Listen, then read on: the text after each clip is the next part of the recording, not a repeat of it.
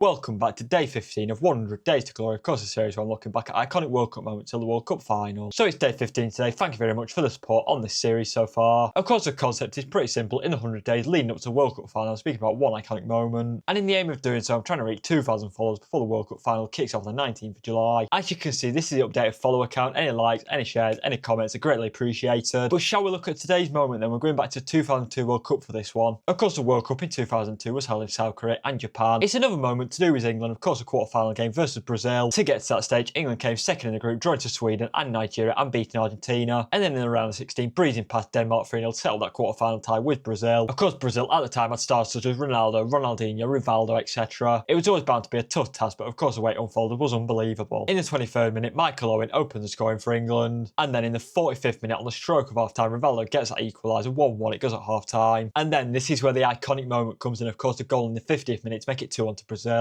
There's a free kick for Brazil on the left-hand side. Ronaldinho puts it in. You might think it's got too much power on it, but then somehow he's managed to lob David Seaman and make it 2-1 to Brazil. Of course, there's been contrary reports, whether it's intentional or whether it's mishit, because David Seaman was off his line a bit, whether he saw that and then chipped him or not. Or, of course, it could have just been a miss hit and a fluke, you never know. But, of course, that would be the goal that sent England out of the 2002 World Cup. Ronaldinho would get a red card in the 57th minute, but it wouldn't be enough for England to turn the game around, and that would see Brazil go to the semi-finals and eventually win that tournament. And that Ronaldinho goal was certainly a killer of England's World Cup dreams.